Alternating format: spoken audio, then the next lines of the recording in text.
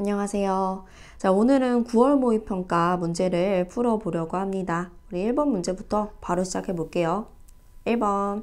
그림은 주요 동물군의 생존 시기를 나타낸 것이다. ABC는 어류, 파충류, 포유류를 순서 없이 나타냈다. 라고 했습니다. 어류, 파충류, 포유류. 우리가 이제 지질시대에서 고생대, 중생대, 신생대가 있을 때 이 각 시대에 번성했던 동물이나 식물에 대해서 좀 정리를 해볼게요. 지금 어디다 쓰지? 여기다 써볼게요. 우리 동물의 경우는 양파포 이렇게 보는 거예요. 양파포. 어류죠. 양서류고요. 파충류, 포유류 이런 순서로 동물이 등장했다 보시면 되고요. 식물과 같은 경우는 양치는 겉과 속을 깨끗이 해야 돼. 그래서 양치 식물, 겉과 속을, 겉시, 속시 이렇게 되거든요. 그때 어류, 양서류는 이제 고생대에 출현을 했고 고생대에 번성을 했어요. 양치식물도 마찬가지고, 그리고 파충류와 거시식물은 중생대에 번성했는데 출현한 거는 고생대예요. 한 앞선 시대에 출현하는 거고, 그리고 포유류와 속시식물도 신생대에 번성했지만 출현은 중생대다 이렇게 알아두시면 돼요. 그래서 우리가 동물은 양파포, 그리고 식물은 양치는 겉과 속을 깨끗이 해야 된다 이렇게 외워두고, 출현은 그 번성했던 시기보다 앞선 시기다 이렇게 봐주시면 되는 거예요. 자, 그럼 여기에서 가장 먼저 출현한 거 고생대에 출현해가지고 고생대에 번성했던 A가 어류가 되는 거고, 그리고 고생대에 출현했지만 중생대에 번성했던 B가 파충류가 되는 거죠. 파충류. 그리고 중생대에 출현했고 신생대에 번성했던 C가 포유류가 되는 거예요. 자, 이제 기억. A는 어류죠. 맞고. 자, 니은 C는 신생대에 번성하였다. 맞죠? 디귿, B가 최초로 출현한 시기와 C가 최초로 출현한 시기 사이에 히말라야 산맥이 형성되었다. 자, B가 최초로 출현한 시기, 그리고 C가 최초로 출현한 시기 사이에는 고생대 아니면 중생대잖아요. 그쵸? 근데 히말라야 산맥은 언제 형성이 되었어요? 요건 우리 신생대에 형성되었다. 꼭 알아둬야 되는 거죠. 그래서 아닙니다. 만약에 이렇게 물어볼 수 있겠지. B가 최초로 출현한 시기와 C가 최초로 출현한 시기 사이에 판게아가 형성되었다? 그럼 그거는 맞는 거죠. 판게아는 고생대 말에 형성이 된 거니까. 어쨌건 히말라야 산맥은 신생대니까 아닌 거예요. 정답은 4번입니다. 자, 넘어가서 2번. 자, 우주의 구성 요소래요. 우리 구성 요소 동그라미 기억부터 볼게요. 질량을 가지고 있대요. 물질이죠. 그렇지만 비추는 관측이 안 됩니다. 그래서 우리 은하의 회전속도 곡선이라든가 아니면 중력 렌즈 효과로 그 존재를 확인하는 거 암흑물질이 되겠죠? 기억은 암흑물질이에요. 암흑물질. 자, 뒤에는 청력이란 말만 봐도 뭔지 알 수 있죠? 청력이 뭡니까? 우주의 팽창을 가속시키는 힘이죠. 이 청력으로 작용해서 우주를 가속 팽창시키는 역할을 한다. 암흑 에너지가 되겠죠. 여기는 안 나와 있지만 우주에는 보통 물질도 있습니다. 보통 물질도 위에 한번 써볼까요? 보통 물질. 그랬을 때 지금 현재의 얘네들이 차지하고 있는 비율은 암흑 에너지가 제일 많죠. 약 68% 정도가 되죠. 그 다음에 암흑 물질, 보통 물질 순서로 현재 비율을 차지하고 있습니다. 자, 그럼 A, B, C 하는 얘기들을 들어볼게요. 자, A, 동그라미 기억은 암흑 물질이야. 잘 말했어. 자, B, 동그라미 니은으로 초신성 원해형의 관측 결과를 설명할 수 있죠. 우리 원해형 초신성의 관측제를 해석한 결과 우리 우주가 가속 팽창한다는 거 알게 됐고, 그게 바로 이제 암흑 에너지로 설명이 되는 거죠. 맞고. C, 현재의 우주를 구성하는 비율은 기억보다 니은이 더 크죠. C는 틀렸습니다. 그래서 정답은 A, B니까 4번이에요. 3번. 자, 3번은 대서양의 심층순환을 나타낸 것이다. 우리 대서양에서의 심층순환, 거기서 나오는 수계들 정말 시험에 자주 나오죠. 일단 여러분, 지금 왼쪽이 남쪽이고 남반구 쪽이고 오른쪽이 북반구 쪽이거든요. 우리 남반구 고위도에서 침강하는 A와 C부터 볼게요. 제일 아래쪽, 제일 깊은 곳을 흘러가고 있는 A가 바로 남극 저충수가 되겠죠. A가 남극 저충수입니다. 남극 저충수. 그리고 C를 남극 중간 깊이를 지나간다라고 해서 남극 중충수라고 하고요. 그리고 B가 얘는 이제 북반구 고위도 쪽에서 침강이 된 거죠. 그래서 B가 끌어서 쓸게요. 얘가 북대서양 심층수죠.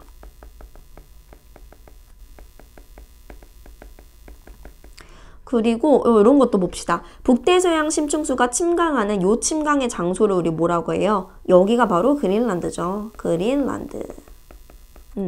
그리고 남극 저충수가 침강하는 요 침강의 포인트를 뭐라고 하는 거예요? 여기가 바로 외대래가 되는 거죠. 이렇게 우리가 대서양을 보면 심층순환을 뚜렷하게 볼 수가 있습니다. 여기에서 밀도 비교하는 거 무조건 나오겠죠? 밀도라는 건 아래에 있을수록 큰 거니까 A가 제일 크고 C가 제일 작아요. 자, 기억. A는 남극 저충수 맞죠? 자, 니은 밀도는 나왔죠? C가 A보다 작겠죠? 더 얕은 곳에 있으니까 틀렸고. 자, 디귿. 빙하가 녹은 물이 해역 피에 유입되면 빙하가 녹은 물이 유입이 된대. 빙하 녹은 물은 맹물이거든요. 빙하 녹은 물이 바다에 유입이 되면 바닷물에 염분이 낮아지는 거예요. 염분이 낮아지면 바닷물에 또 뭐가 낮아집니까? 밀도가 낮아지는 거예요. 밀도가 낮아지면 침강을 잘해 못해 가라앉는 침강을 잘 못하면서 비의 흐름이 약해지겠죠. 자, 그래서 디귿 틀렸고 정답은 1번입니다. 슉슉슉슉슉 4번. 어느 지질 구조의 형성 과정을 알아보기 위한 탐구다. 지점토판 3개를 하나씩 순서대로 착착착 쌓은 뒤 이 1번 그림처럼 경사지게 칼로 자른대요. 그리고 잘린 지점토판 전체를 조심조심 이렇게 들어 올려가지고 2번처럼 양쪽 끝을 서서히 잡아당겨서 가운데 조각이 내려가도록 한대요. 여기서 양쪽 끝을 서서히 잡아당기는 요 힘을 무슨 힘이라고 합니까? 잡아당기는 힘을 장력이라고 하죠. 장력에 의해서 무슨 단층이 생겨요? 정단층이 생겨요. 정단층은 우리 발산과 수렴 중에 발산은 경계에서 주로 나타나는 거고 정단층은 상반이 올라가 내려가. 상반이 내려가죠. 상반이 아래로 내려가요. 여기 그림 자세히 보면 여러분 상반이 뭡니까? 확대해서 볼까?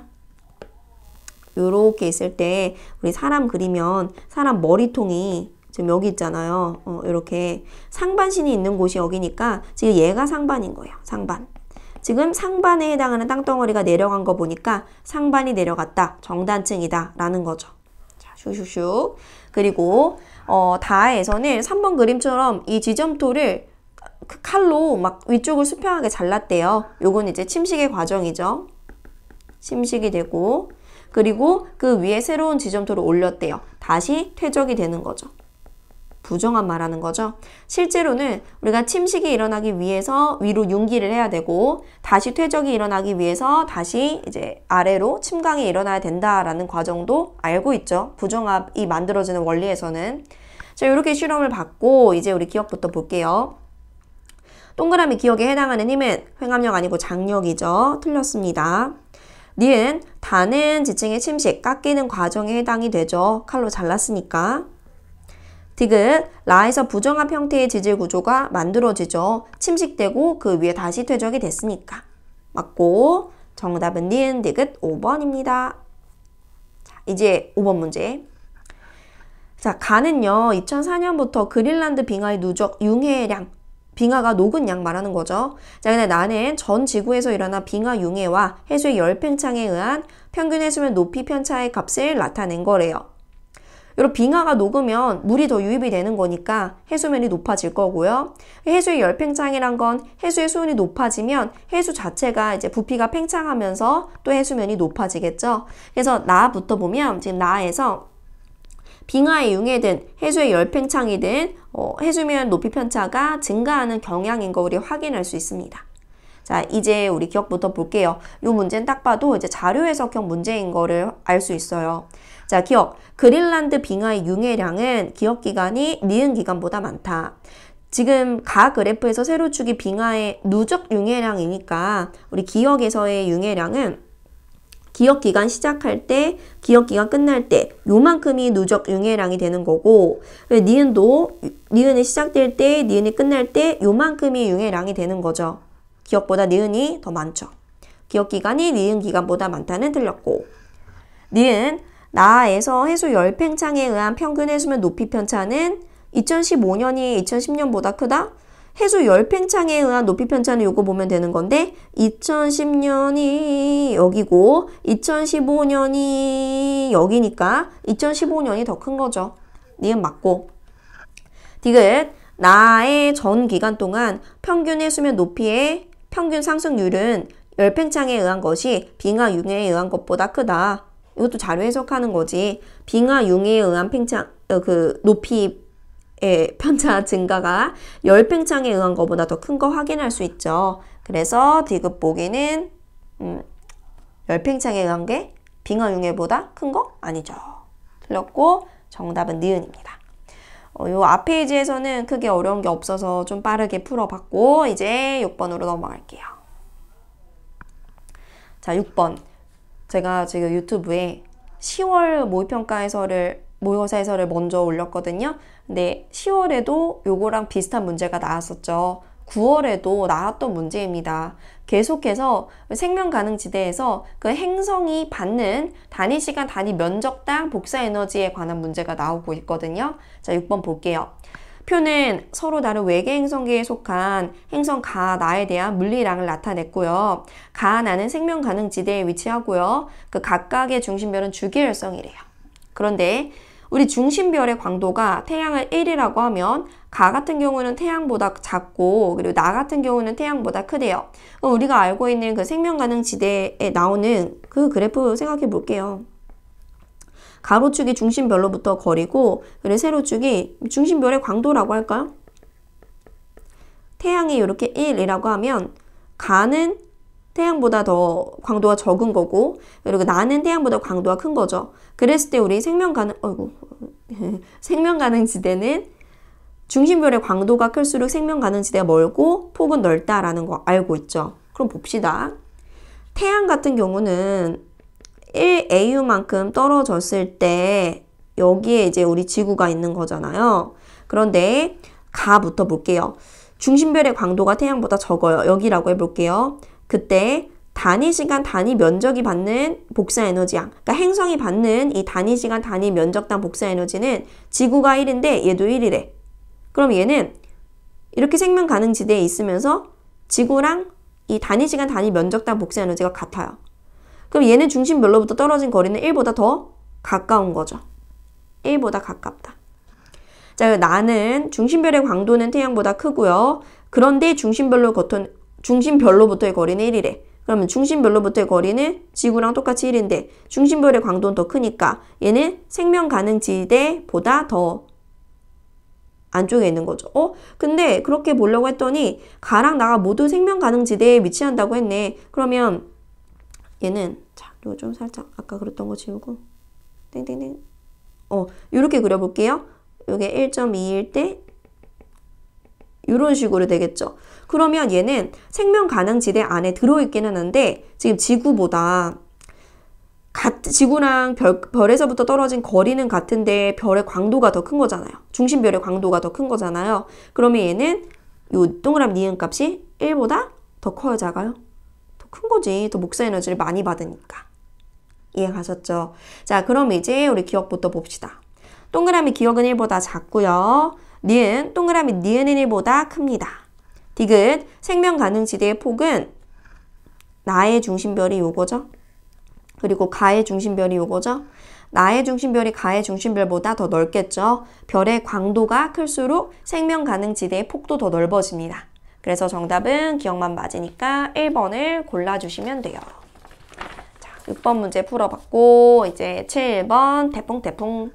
자, 그림은 잘 발달한 태풍의 물리량을 중심으로부터 거리에 따라 나타낸 거고 A, B, C는 해수면상의 강수량, 기압, 풍속을 나타낸 거다. 우리가 태풍 중심으로부터 거리에 따라서 풍속과 기압은 배웠는데 강수량은 배우지 않았거든요. 배우지 않았으면 나와 있는 자료를 해석해서 풀라라는 겁니다. 일단 우리 기압부터 찾아볼게요.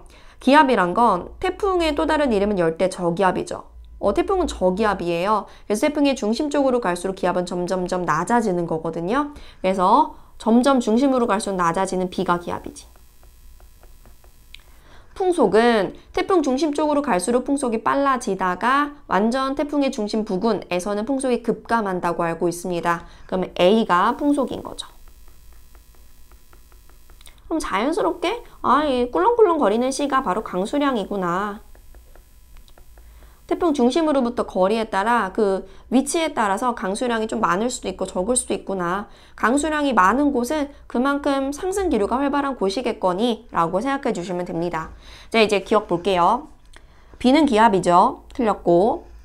니은 지역 기역에서는 상승 기류가 나타난다. 지역 기역에서는 지금 강수량이 이렇게 많은 거 보니까 상승 기류가 나타났겠지. 맞고. 디귿 일기도에서 등압선 간격은 지역 디귿에서가 지역 니은에서보다 조밀하다. 등압선 간격이 뭐를 알려줍니까? 풍속을 알려줍니다. 풍속이 빠를수록 등압선의 간격은 어때요? 풍속이 빠를수록 등압선의 간격은 좁은 거예요. 그 풍속은 지금 니은과 디귿 중에 누가 더 빠른 거야? 니은이 더 풍속이 빠른 거죠. 즉 니은에서의 등압선 간격이 더 좁은 겁니다. 그래서 디귿 보기는 틀렸고 정답은 2번이에요. 자, 이제 8번. 8번은 판의 경계네요. 남아메리카와 아프리카 주변에서 발생한 지진은 진앙분포다라고 했고, 봅시다. 일단 가에서 이 남아메리카가 있으면 우리 좀 자세한 얘기까지 해보면 이제 판의 경계가 요렇게 되잖아요. 여기는 나즈카판이고 여기는 남미판이고 여기가 바로 태평양판이죠. 그랬을 때 지금 태평양판과 나즈카판 사이에는 발산형 경계, 즉 해령이 있습니다. 이게 바로 동태평양 해령이고요. 그리고 나즈카판과 남미판 사이에서는 지금 진원 깊이가 깊은 신발 지진도 보이는 거 보니까 이거 섭입이 일어나는 섭입형 경계인 거죠. 맞아요. 둘 중에 밀도가 더 큰 나즈카판이 남아메리카판 아래쪽으로 섭입하는 상황인 거죠. 이런 식으로. 이런 식으로 섭입을 하는 거죠. 자, 그 다음에 이제 나를 보면 이제 아프리카 나오면 아프리카 동쪽에 뭐가 있습니까? 동아프리카 열곡대가 있죠? 대략 이런 식으로 지금 또 발산형 경계가 있다라는 거예요. 가에서는 발산과 수렴 볼 수 있고 나에서는 발산을 볼 수 있다라는 거죠. 그래서 발산형 경계에선 천발 지진이 일어나고 수렴형 경계, 여기서는 섭입형이죠. 그 중에서도 거기에선 천발부터 신발까지 일어난다. 그리고 판의 경계는 진원 깊이가 얕은 곳 쪽에 이런 식으로 있고 섭입을 당하는 판 쪽에 지진이 일어나고 화산활동 역시 섭입 당하는 판 쪽에 일어난다. 이런 거 물어볼 수 있을 겁니다. 자, 이제 기억. 기역의 하부에서는 침강하는 해양판이 잡아당기는 힘이 작용한대요. 여러분, 이 기역의 하부에서는 나즈카판이 섭입을 하고 있겠죠. 그러니까 단면을 그려보면 이렇게 되는 거지. 단면이 이런 식으로 나즈카, 남아메리카판 있으면 지금 여기가 기역이면 나즈카판이 이런 식으로 섭입을 하고 있죠. 이 섭입하고 있는 해양판이 잡아당기는 힘이 있겠죠. 우리가 판을 움직이는 판 자체의 힘에 대해서도 배웠었잖아요. 기억은 맞고. 니은 동그라미 니은 하부에서는 외액과 멘틀의 경계부에서 상승하는 플룸이 있대요. 외액과 멘틀의 경계, 그러니까 멘틀의 가장 밑바닥부터 상승하는 플룸, 뜨거운 플룸 말하는 거죠. 이 아프리카에 있는 동아프리카 열곡대에 뜨거운 플룸이 있습니다. 그래서 여기서 이제 발산이 일어나는 거고. 맞고. 디귿 진원의 평균 깊이는 기역과 니은 중에 기역이 더 깊겠죠. 이거는 나와 있죠. 기역에서는 지금 신발 지진 300km 이상의 진원 깊이를 가지고 있는 지진도 표시가 되어 있으니까. 그래서 디귿 맞고 정답은 5번입니다. 슉슉슉. 9번. 그림은 두 은하 A와 B가 탄생한 후 연간 생성된 별의 총 질량을 시간에 따라 나타낸 것이다. 어떤 은하가 만들어지고 그 은하에서 별이 이제 만들어질 수 있잖아요. 그 만들어지는 별의 총 질량을 그 은하가 탄생한 이후부터 시간에 따라 나타낸 거래요. 그리고 A와 B는 허블 은하 분류 체계에 따라서 이제로와 SB 중 하나이다 라고 했어요. 이제로는 타원 은하고 SB는 정상 나선 은하죠. 우리가 허블의 은하 분류 체계 생각해 보면 타원 은하 기호로 E라고 쓰고요. 나선 은하 정사 나선일 때는 라지 S, 그리고 막대 나선일 때는 SB 이렇게 쓰죠. 그 다음에 불규칙 은하. 불규칙 은하 어떻게 씁니까? IRR 이렇게 쓰죠. 얘네의 특징이 타원 은하는 이제 말 그대로 타원의 형태로 생긴 거고 여기에 늙은 별 있다, 젊은 별 있다. 늙은 별들이 주로 있습니다. 별의 탄생 잘 일어나지 않으니까 성간물질의 양이 적고요. 나선 은하는 그 장소에 따라 중심부에는 무슨 별? 나이 많은 늙은 별이 있고 이 나선팔에는 젊은 별과 성간 물질이 있습니다. 그렇기 때문에 나선팔에서는 별들의 탄생도 일어나는 거죠. 그리고 불규칙 은하에는 젊은 별이 많다. 그렇기 때문에 별의 탄생을 일으키는 성간 물질도 많다. 젊은 애들이 아직 뭘 몰라가지고 불규칙적으로 생겼다. 이렇게 외우라고 했어요. 요걸 알면은 지금 나와 있는 건 타원 은하와 나선 은하니까 타원 은하의 경우는 지금은 별의 탄생은 거의 일어나지 않는 거죠. 이 그래프를 볼게요. 자, 가로축이 이제 시간인 거고, 그러니까 은하가 만들어진 이후로부터의 시간인 거고, 세로축이 만들어지는 별의 질량인데, A 같은 경우는 은하가 만들어진 그 초기에는 별 생성을 이제 많이 했어요. 근데 그 이후로는 별 생성을 거의 안 하고 있죠. A가 뭘까요? A가 바로 타원 은하예요.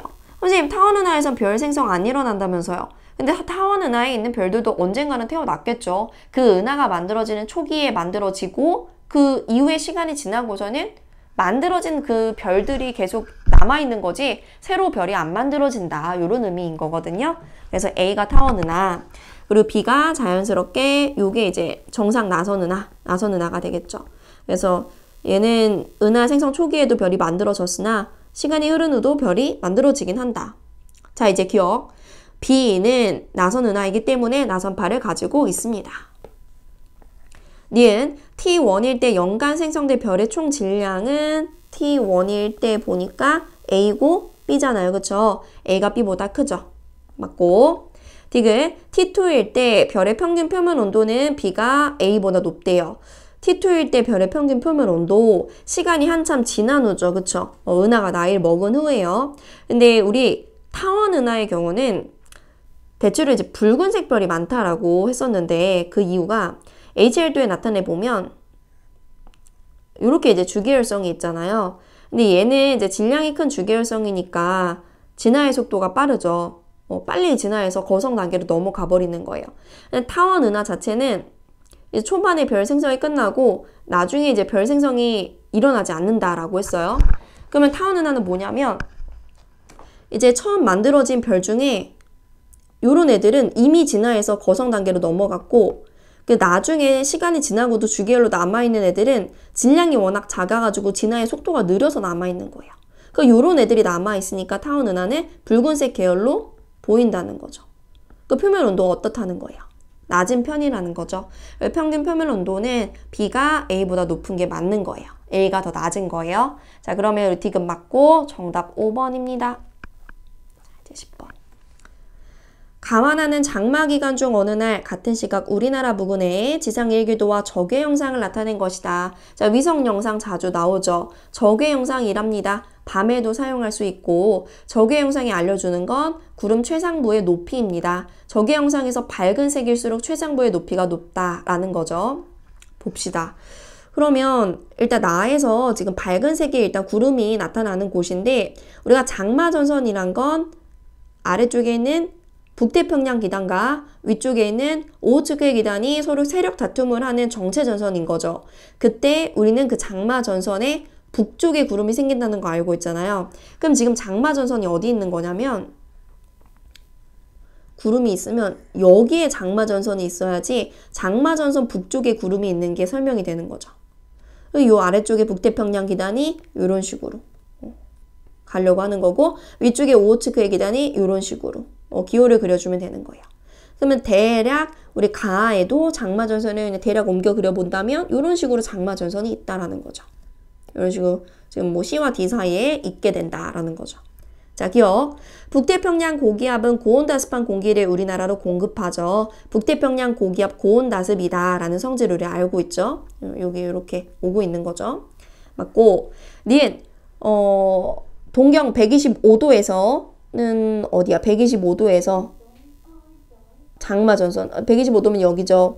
A와 B 사이에 위치하는 게 아니고 C와 D 사이에 위치하는 거였었죠. 틀렸고 디귿 구름 최상부의 온도는 A가 B보다 높다라고 했는데 구름 최상부의 높이부터 비교해 볼까요? 구름 최상부의 높이는 적외 영상에서 밝은 게 높은 거여서 A보다 B가 더 높아요. 근데 우린 높이가 높을수록 온도는 낮다라는 거 알고 있죠? 그래서 구름 최상부의 온도는 높이가 더 낮은 A가 더 높다. A A가 영역 B보다 높다. 맞는 거지. 그래서 정답은 기억디귿 3번입니다. 자, 이제 11번. 별입니다. 자, 그림은 주계열성 기억 니은 디귿의 반지름과 표면 온도를 나타낸 것이다. 반지름과 표면 온도. 자, 보자.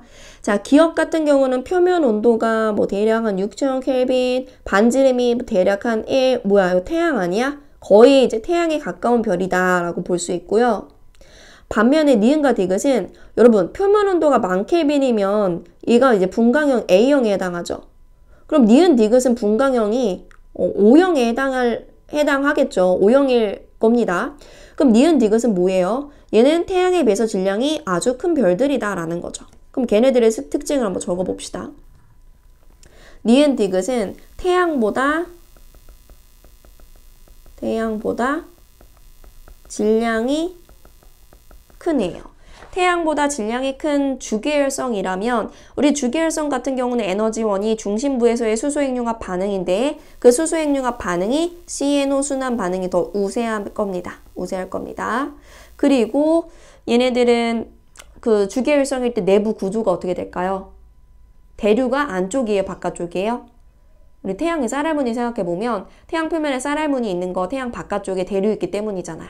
그래서 얘는 바깥쪽에 대류가 아니고 안쪽에 대류 핵이 있고 그 바깥쪽에 이제 복사층이 있는 거예요. 또 물어볼 수 있는 게 이제 주계열성 이후의 진화 과정. 얘는 태양보다 질량이 훨씬 크니까 초신성 폭발을 하겠죠. 초신성 폭발을 할 거고 그 이후에 이제 죽을 때 모습은 뭐겠어요? 중성자별 아니면 블랙홀이 되겠죠. 이런 거 우리 니은 디귿과 기억을 비교할 수 있을 거예요. 자, 이제 기억. 자, 기억이 주계열 단계를 벗어나면 중심액에서 CNO 순환 반응이 일어난다. 요걸 보고 기억은 태양인데 태양 같은 경우는 수소핵융합 반응이 PP 반응이 더 우세하지만 CNO 순환 반응도 안 일어나는 건 아니지? 맞다 하시면 안 됩니다. 뭐라고 했냐면 주계열 단계를 벗어나면이라고 했어요. 주계열 단계를 벗어나면 더 이상 중심액에서 수소핵융합 반응 안 하거든요. 더 무거운 원소 핵융합 반응을 하겠죠. 뭐 헬륨 핵융합 반응을 하겠죠. 그리고 뭐 수소핵융합 반응은 중심액이 아니고 껍질에서 일어나게 되겠죠. 그래서 이 중심액에서 라는 말 때문에 틀린 거예요. 니은, 동그라미 니은의 중심액에서는 주로 대류에 의해 에너지가 전달된다. 나왔네. 동그라미 니은은 중심액에서 대류인 거 맞는 거죠. 자, 그래서 니은 맞고. 디귿은 백색외성으로 진화하지 않죠. 백색외성보다는 뭐 중성자별이나 블랙홀로 진화가 되겠죠. 뭔지는 모르더라도 어쨌건 백색외성은 아닙니다. 그래서 정답은 니은 2번을 골라주시면 됩니다.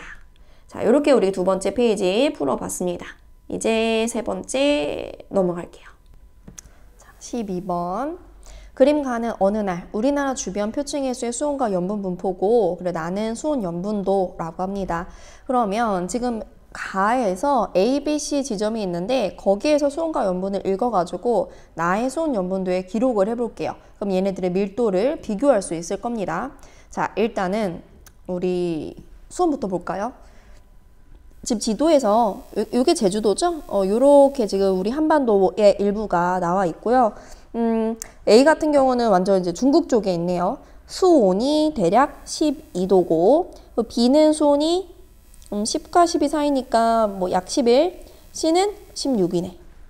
염분을 읽어보면 A는 염분이 굉장히 낮아요. 그렇죠? 다른 지점에 비해서 26보다 더 낮으니까 뭐 24? 이 정도 되어 보이고 B 같은 경우는 지금 30과 32 사이죠? 31. C는 뭐 대략 34.5 이렇게 읽을 수 있습니다. 자, 그럼 A를 표시할 건데 A는 수온이 12도고 염분이 24ps면 여기 지금 표시할 수가 없죠. 염분이 굉장히 낮으니까. A는 왜 이렇게 다른 지점에 비해서 염분이 낮은 거예요? 그렇지. 여기 지금 강물이 흘러오니까. 여기 육지에서 이렇게 강물이 유입이 되고 있잖아요. 강물이란 건 짜지 않은 물이죠. 그래서 강물이 유입되면 염분이 감소하는 겁니다. 그래서 A는 강물 유입에 의해서 염분이 낮습니다. 그 다음에 이제 B는 수온이 11이라고요. 그리고 염분이 31이라고요. 대략 요 위치에 B가 있고 C는 수온이 16이라고요. 염분이 34.5라고요. 그러면 뭐 대략 요 위치에 C가 있죠. B랑 C 중에 누가 더 밀도가 큽니까? 밀도라는 건 손이 낮을수록 염분이 높을수록 크기 때문에 지금 이 손 염분도에서 밀도는 오른쪽 아래로 갈수록 증가하는 거잖아요. 여기로 갈수록 밀도가 증가하는 거예요. 그러면 C가 속한 등 밀도선과 C가 속한 등 밀도선 그리고 B가 속한 등 밀도선 비교했을 때 C의 밀도가 더 큽니다 라고 할 수 있겠죠. 자, 기억. 강물의 유입으로 A 염분이 주변보다 낮습니다. 맞죠? 우리 염분에 영향을 주는 요인들, 뭐 증발량, 강수량, 강물의 유입, 그리고 뭐 빙하가 녹는다, 더 언다, 뭐 이런 것들이 있었습니다. 자, 니은 밀도는 B가 C보다 작다. 맞죠? 자, 디귿 수온만을 고려할 때 산소 기체의 용해도는 B가 C보다 작다라고 했어요. 산소 기체의 용해도 우리 이걸 용존산소량이라고 하죠. 자, 물속에 산소라는 기체가 녹는 거잖아. 기체는 수온이 낮은 물일수록 더 잘 녹을 수 있는 거예요. 그럼 수온이 더 낮은 거 B랑 C 중에 B가 더 낮죠. 그래서 용해도는 B가 C보다 높은 거예요. 디귿 틀렸고 정답은 3번. 슉슉. 자, 이제 3번. 자, 용륜곡선이죠. 대륙과 해양의 지하 온도 분포를 나타냈고 기억 니은 디귿은 암석의 용륜곡선이다. 자, 요 문제는 우리 보통 지하의 온도 분포는 깊이가 깊을수록 온도가 높아져요. 근데 요거는 대륙과 해양으로 나눠가지고 그 지하의 온도 분포를 그려놨고요. 그리고 나와 있는 용륜곡선 중에 디귿은 뭡니까? 디귿.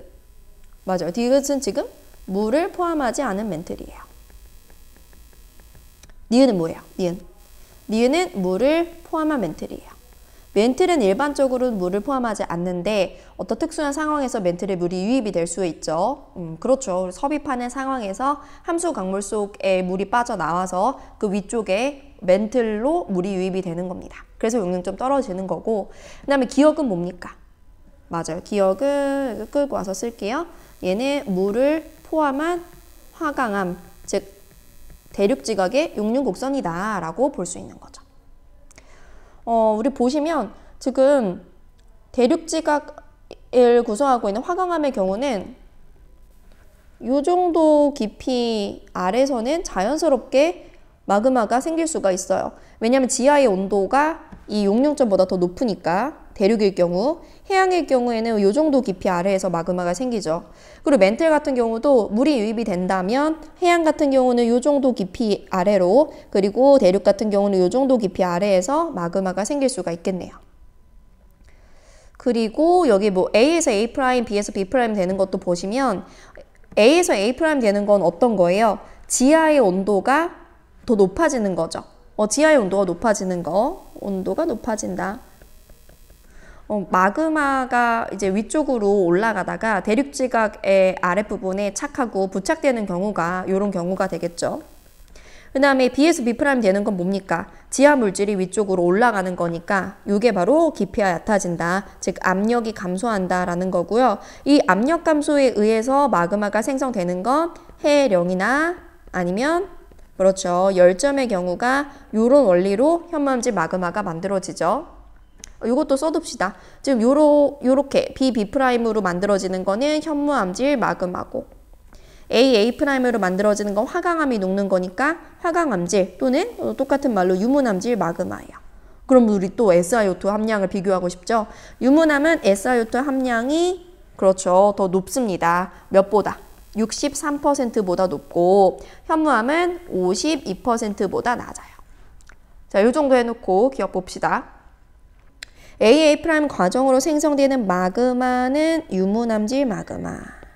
BB' 과정으로 생성되는 마그마는 현무암질 마그마. 그럼 유문암질 마그마가 현무암질 마그마보다 SiO2 함량은 많겠죠. 여기서는 SiO2 함량을 물어봤지만 우린 두 마그마의 뭐 온도, 점성, 유동성 이런 것들 다 비교할 수 있어야 됩니다. 자, 니은 BB' 과정으로 상승하고 있는 물질은 주위보다 온도가 높다. 이 지금 상승할 때 얘가 요 위로 이렇게 상승하면요. 주위에 있는 다른 지하 물질보다 온도가 높은 거죠. 이거 맞습니다. 자, 디귿 물의 공급에 의해 멘틀 물질의 용융이 시작되는 깊이는 멘틀에 물이 공급되면서 지금 니은처럼 용융 곡선이 바뀌었죠. 그랬을 때 용융이 시작되는 깊이를 비교를 하래요. 아까 비교해놨지 이미. 해양 같은 경우는 여기부터, 대륙 같은 경우는 여기부터 지하 물질의 온도가 용융점을 넘어요. 그쵸? 그럼 그 깊이는 누가 더 깊은 거예요? 대륙이 더 깊은 거죠. 그래서 해양 하부에서가 대륙 하부에서보다 깊다가 아니고 대륙이 더 깊은 거예요. 그러면 디귿은 틀렸으니까 정답은 3번이 되겠죠. 여기서 안 물어봤는데 뭐 이런 것도 물어볼 수 있어요. 여러분 대륙과 해양의 깊이에 따른 온도의 상승률을 비교할 수도 있겠죠. 같은 깊이만큼 깊어졌을 때 온도가 상승하는 건 누가 더 커요? 그렇죠. 해양이 더 큽니다. 그거 비교는 지우개로 지우고 한번 해볼까요? 지우고 같은 깊이만큼 들어가요. 여기에서 요만큼 들어간다고 해볼게요. 이만큼 깊이 들어갈 때 대륙과 같은 경우는 여기에서 요만큼 온도가 증가한 거고 해양 같은 경우는 요만큼 온도가 증가한 거니까 깊이에 따른 온도의 상승률은 해양이 더 크다. 뭐 이런 것도 비교할 수 있겠죠. 자, 이렇게 우리 13번 풀었고 슉슉 이제 14번 보겠습니다. 표는 여러 별들의 절대 등급을 분광형과 광도 계급에 따라 구분한 거고요. 가나다는 광도 계급, 초거성, 거성, 주계열성을 순서 없이 나타냈다라고 했어요. 광도 계급이 뭡니까? 광도 계급은 이런 거였죠. 여기 잠깐 필기할 수 있는 거를 안돼. 선생님 무슨 드라마 보는지도 공개가 됐네요. 자, 여기다가 그려볼게요. 광도 계급을.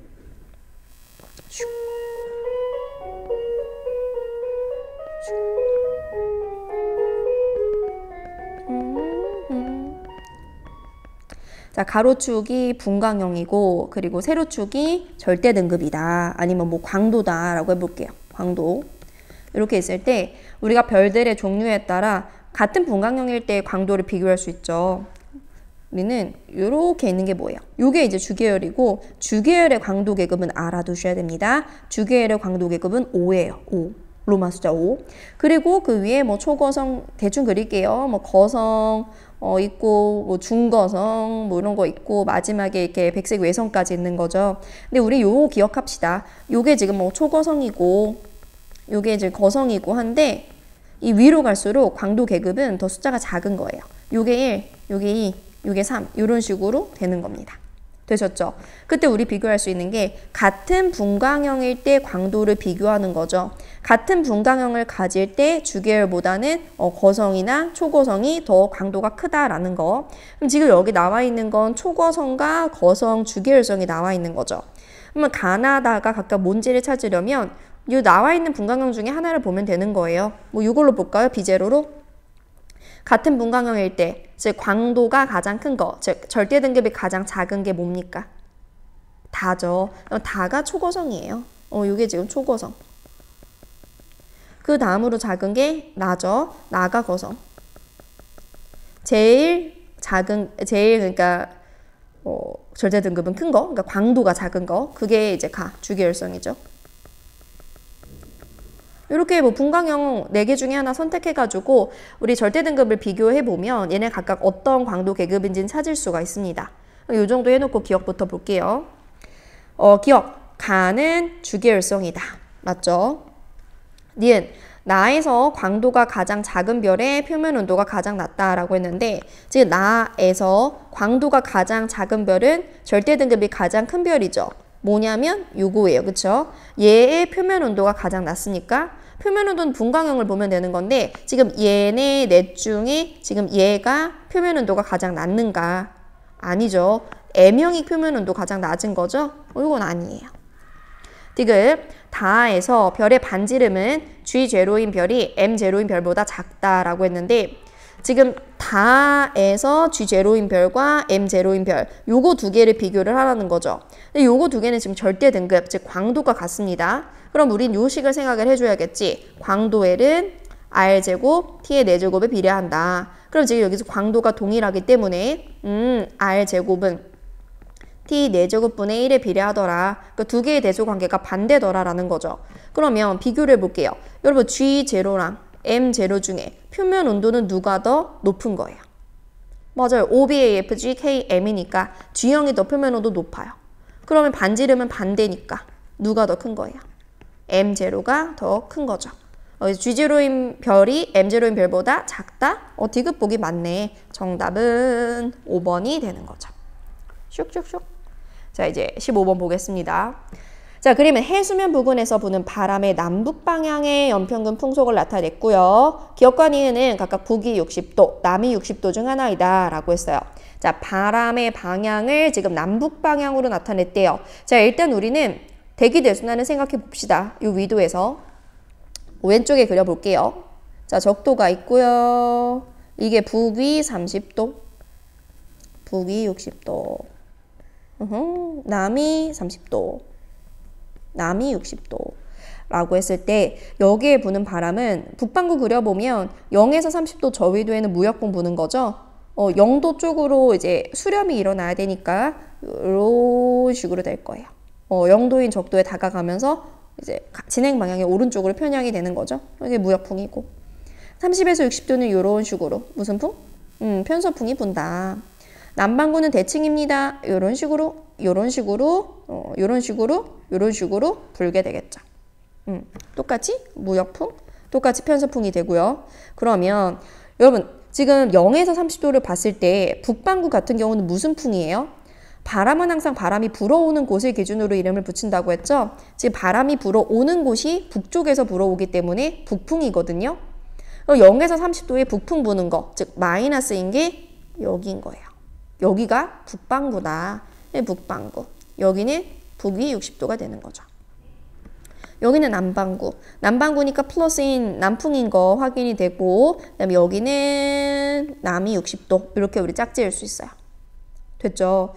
요게 지금 아까 말했듯이 무역풍, 요게 지금 편서풍, 요게 지금 무역풍, 요게 지금 편서풍. 이 두 무역풍이 만나는 A가 뭡니까? 북반구와 남반구 헤들리 순환이 만나는 곳, 수렴에서 상승 기류가 있는 곳이죠. 여기 상승 기류가 있는 곳이고 여기를 우리가 열대 수렴대라고 부르는 거예요. 자, 이제 기억. 동그라미 기억은 남위 60도죠. 맞고. 니은 A에서 헤들리 순환의 하강 기류가 나타난다. 자, A에서는 헤들리 순환의 상승 기류가 나타나서 여기 이제 구름이 생기고 비가 많이 오는 곳이죠. 틀렸고. 자, 디귿. 페루에류는 비에서 나타난다. 페루에류가 뭡니까? 페루에류, 여기 지도를 한번 그려볼까? 페루에류는 우리 태평양을 그려보면 뭐 이런 식으로 우리나라 있고 여기 오스트레일리아, 이게 북미, 남미 있으면 여기 지금 태평양인 거예요. 북태평양, 남태평양 있을 때 다른 색으로 한번 해보자. 요 색으로. 자, 지금 남태평양의 저위도에는 동해에서 서로 남쪽도해로 흐르고요. 그 다음에 요렇게 저위도에서 고위도로 난류죠. 요거 우리 동오스트레일리아 해류라고 하고요. 여기는 남극순환 해류가 요렇게 지구를 한 바퀴 돌고 있고요. 그리고 여기 동안 경계류로 페루 해류가 흐릅니다. 즉 무슨 말이냐? 페루 해류라는 거는 남반구 아열대 수단을 구성하고 있는 한류다라는 거예요. 그런데 지금 비를 보니까 뭐예요? 북반구입니다. 그럼 이게 지금 저위도나 고위도냐 그걸 따지지 않더라도 북반구기 때문에 페루에류는 여기에 흐르지 않아요. 남반구에 흐르겠죠. 자, 그래서 우리 디귿 보기 틀렸고 정답은 1번이 됩니다. 자, 이제 16번.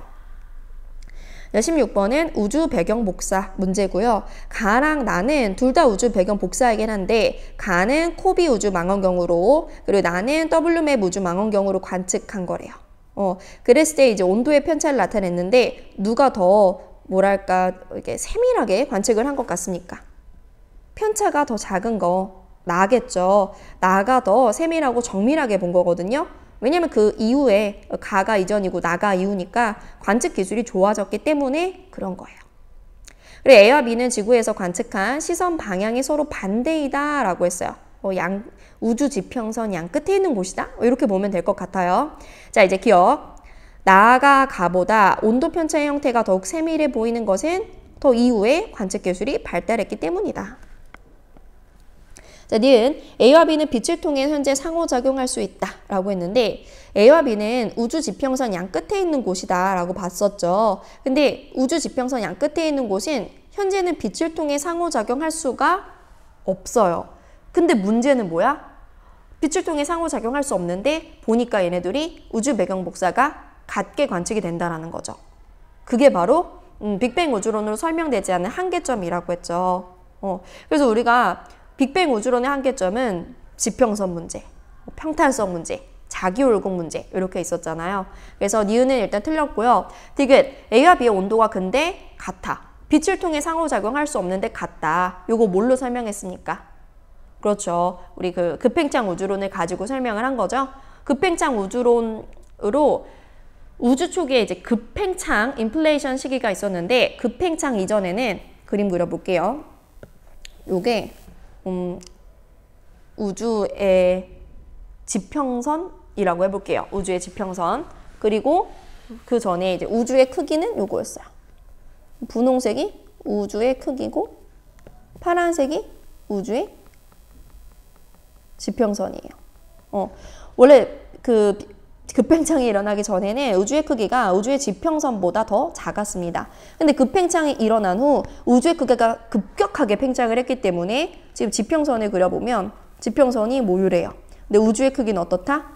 지평선보다 더 커졌다라는 거예요. 그래서 지금 양 끝에 있는 요런 지점을 현재 빛의 속도로 이렇게 상호작용할 수는 없습니다. 그런데 얘네가 균일하다는 건 급팽창 이전에 얘네가 상호작용을 했기 때문이라는 거죠.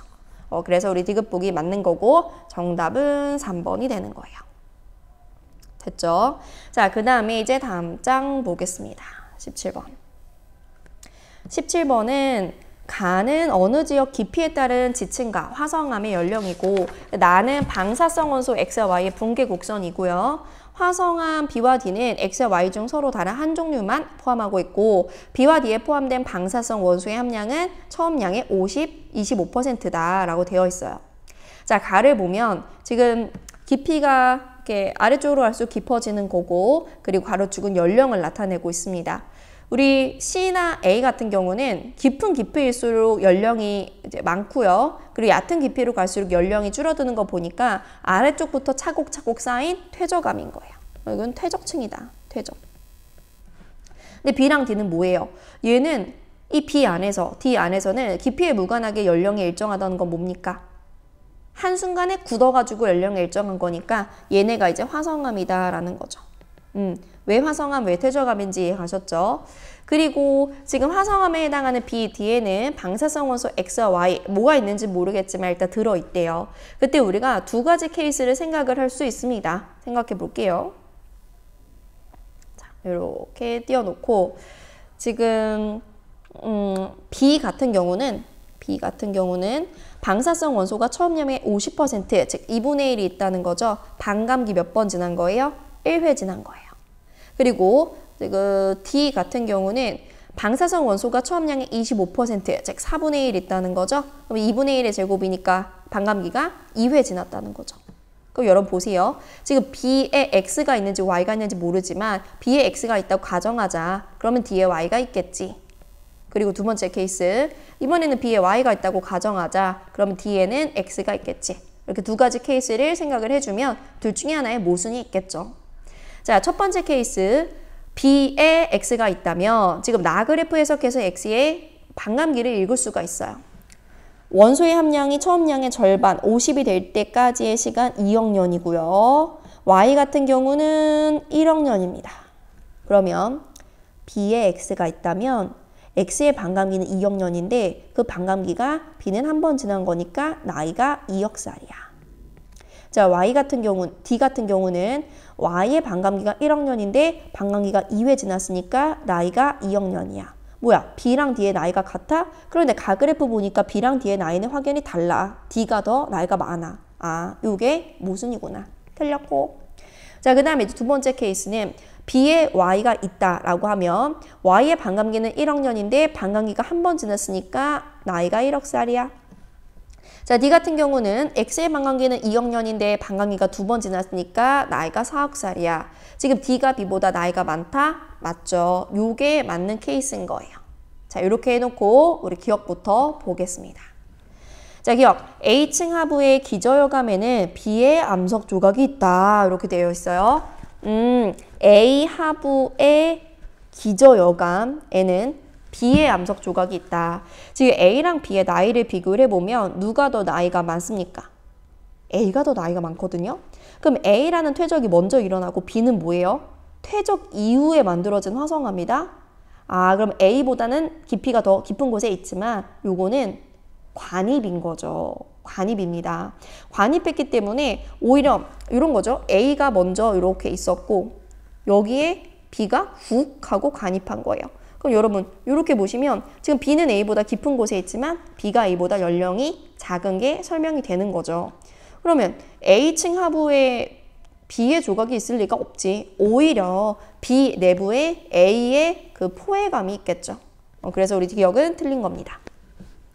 니은 반감기는 X가 Y의 2배죠. 이건 나그래프 읽어주면 되고 디귿 B와 D의 연령차는 3억 년이다. 우리가 B와 D의 연령을 구해봤더니 두 개의 나이차는 1억 년, 4억 년 해서 3억 년이 납니다. 디귿 보기 맞고 정답은 4번이다.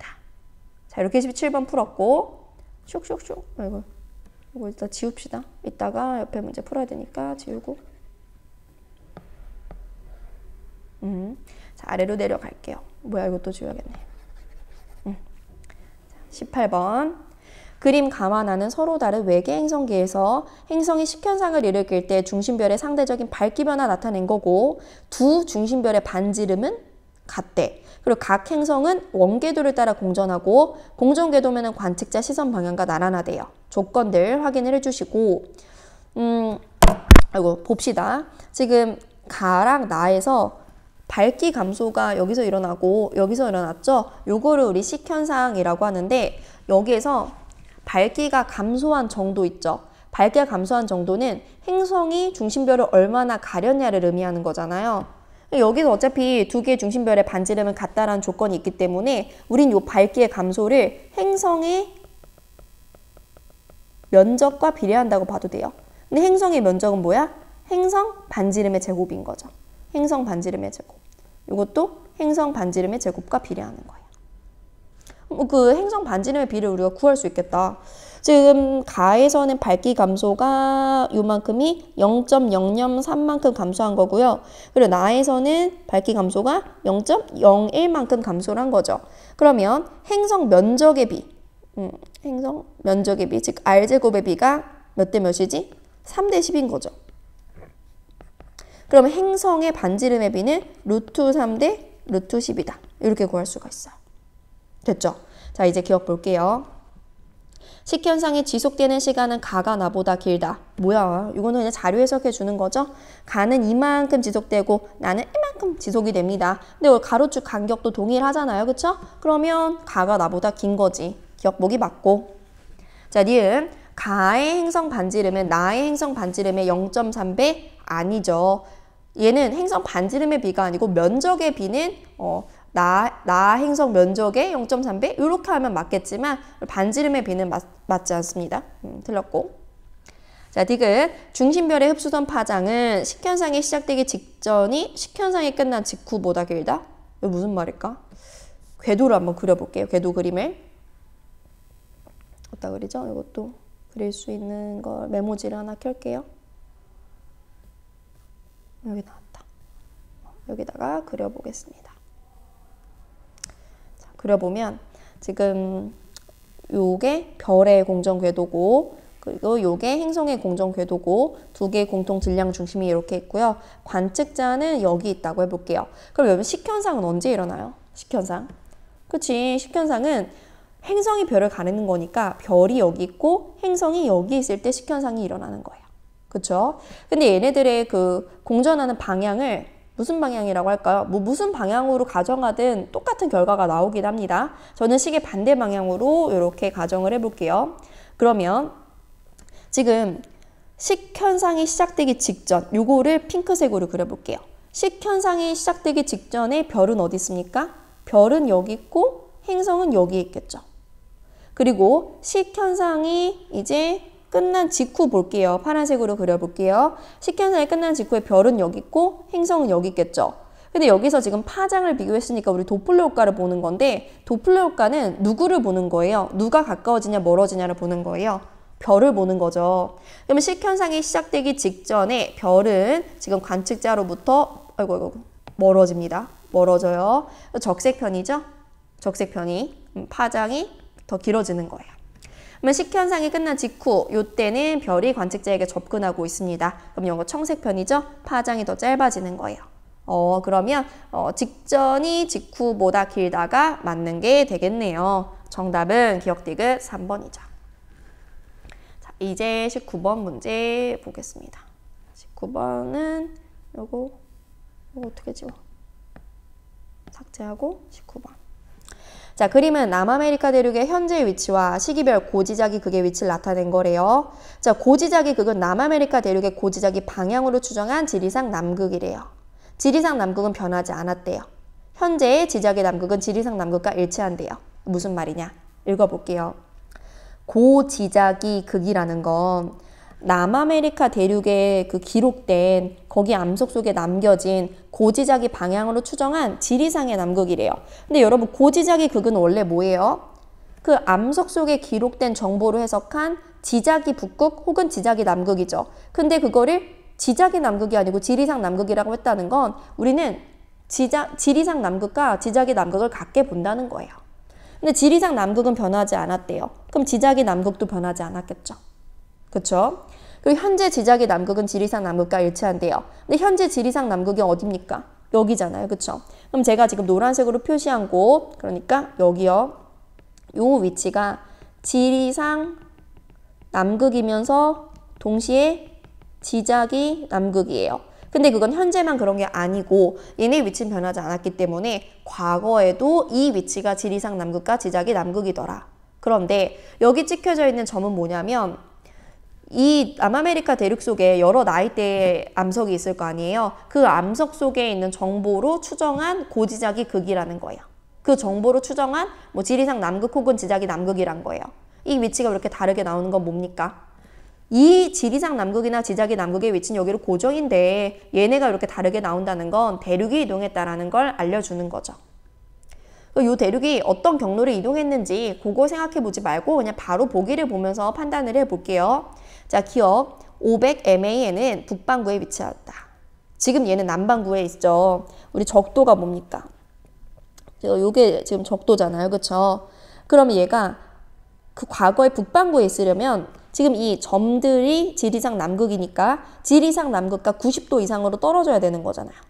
맞죠? 그 500MA일 때 지금 떨어진 길이가 요 정도예요. 요게 90도가 넘습니까? 90도 넘지 않죠. 요건 지금 90도가 안 됩니다. 그러니까 요때도 남반구에 있었던 거예요. 틀렸고. 자, 니은 복각의 절대값은 300MA일 때가 250MA일 때보다 컸다라고 했는데 복각의 절대값을 우리 뭐 보는 겁니까? 맞아요. 지리상 남극, 여기서는 뭐 지자기 남극과의 거리를 보는 거죠. 여기서 뭐 지리상 남극과의 거리라고 할 수도 있겠죠. 두 개가 같으니까.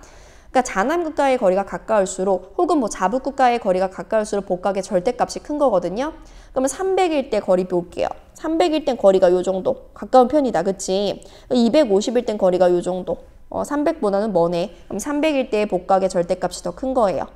물론 복각의 부호는 얘네 지금 남반구 쪽에 있으니까 마이너스가 되겠지만 그 절대값은 그 지자기 남극과 거리가 가까울수록 큰 거다. 그래서 니은 맞고. 디귿 250MA일 때는 170MA일 때보다 북쪽에 위치하였다. 자, 250일 때 아까 이렇게 봤죠? 그러면 이거 그대로 옮기는 거예요. 이 250 요 점 위치가 원래 요거라니까 그대로 옮겨서 원래 이렇게 남아메리카 대륙에 있는 거고 170일 때 거리가 어떻게 돼? 다른 색으로 초록색으로 그릴게요. 이렇게 되는 거죠. 요 거리를 유지한 채 이 170을 이쪽으로 보내는 거니까 이런 식으로 있었던 거죠.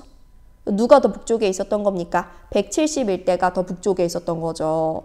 그래서 250MA일 때가 270MA일 때보다 더 북쪽에 위치했다가 아니죠. 더 남쪽에 위치했습니다. 자, 그래서 정답은 2번이에요.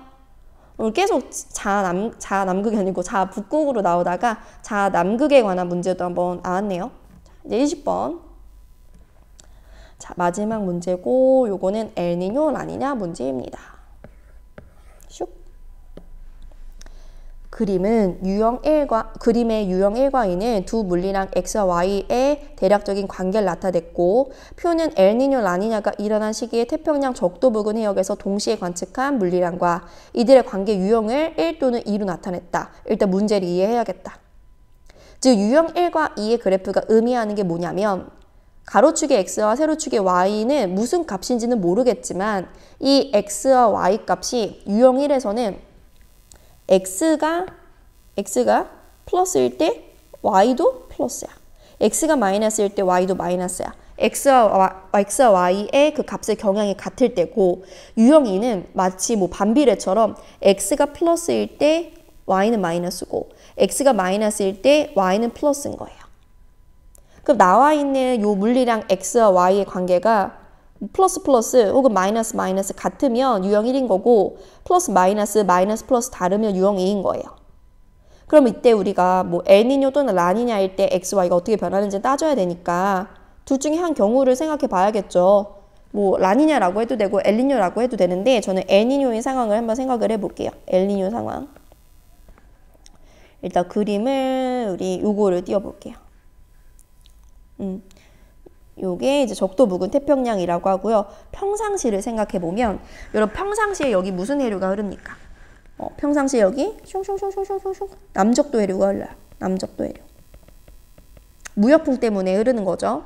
남적도 해류가 이렇게 흐르면 동태평양에는 표층의 수가 부족하기 때문에 이렇게 차가운 심층수가 용승이 일어나죠. 그럼 동태평양은 수온이 낮아. 그 위에 기온도 낮아. 여기 얘는 기온이 낮아. 그렇기 때문에 무슨 기류가 있습니까? 기온이 낮으면 하강 기류가 있고 여긴 고기압이에요. 날씨가 맑죠. 비가 잘 안 오니까 사막이 생기죠. 근데 반면에 서태평양은 따뜻한 남적도 해류가 서태평양 쪽으로 유입이 되죠. 그렇기 때문에 여기는 수온도 높고 기온도 높더라. 그러면 공기가 어떻게 된다? 상승 기류가 생기고 그럼 여기 저기압이더라. 그럼 구름이 생기고 비가 오니까 여기 평상시에 비가 많이 와서 열대우림이 생기더라. 요게 평상시의 상황이고 엘니뇨 때는 반대겠죠. 보겠습니다. 자, 표를 볼게요. 자, 먼저 동태평양에서 저군형 구름량의 편차래.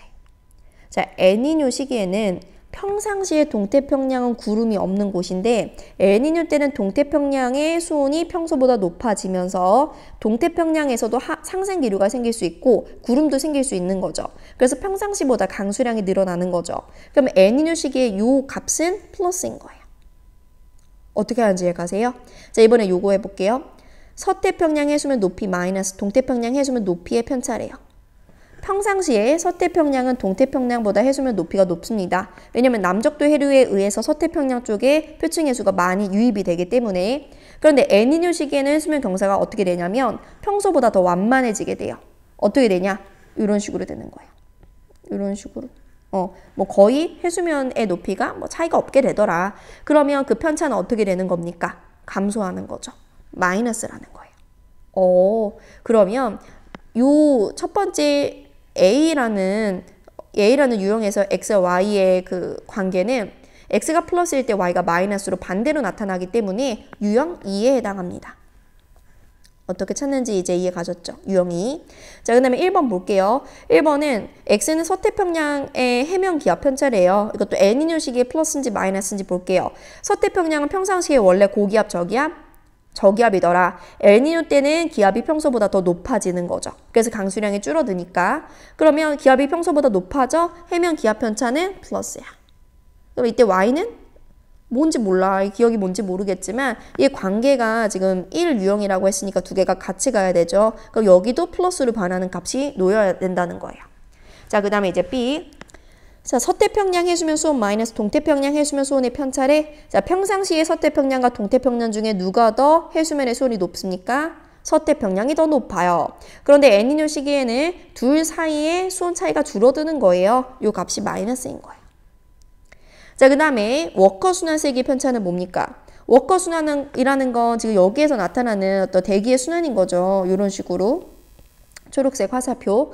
요거를 워커 순환이라고 하는데 엘니뇨 때는 이 워커 순환 세기는 더 약해지는 거죠. 마이너스입니다. 그러면 지금 B는 두 개 마이너스 같은 경향으로 움직이니까 유형 1에 해당하는 거지. 됐죠? 이것도 사실 이 자료가 무슨 의미인지만 해석하면 엘니뇨, 라니냐에 대해서 학습한 친구들은 풀 수 있는 문제인 거예요. 보기에는 뭐 억수로 어렵게 생겼지만. 자, 이제 기억. A는 2다. A는 2지. 니은 동태평양에서 수온 약층이 나타나기 시작하는 깊이는 기억에 해당한다. 자, 기억은 엘니뇨 시기에 플러스가 되면 되는 거잖아요. 그렇죠? 봅시다. 이거 살짝 지우고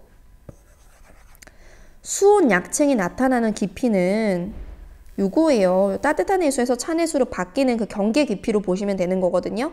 왜냐면 우리가 수온 약층에서 깊이에 따라 수온이 훅훅훅 감소하게 되니까. 그 원래는 수온 약층이 시작되는 깊이가 동태평양에서 요런데 엘니뇨 시기에는 평상시보다 경사가 완만해져. 그 아래쪽에 따뜻함과 찬 해수의 경계인 수온 약층도 평상시보다 완만해져. 그러면 더 어떻게 된 거예요? 깊어진 거죠. 동태평양에서 수온 약층이 나타나기 시작하는 깊이는 더 깊어졌다. 플러스인 거 맞네. 자, 디귿 B는 1이죠. 맞습니다. 네, 정답은 기억, 니은, 디귿 모두 맞으니까 5번이 정답입니다. 됐죠. 자, 이렇게 해가지고 오늘은 이제 9월 모의평가 기출문제를 쭉 한번 같이 풀어봤고요. 제가 그 앞에도 올해 치러졌던 모의고사 문제들을 푸는 영상을 쭉 올려보겠습니다. 자, 이렇게 오늘 영상 마칠게요.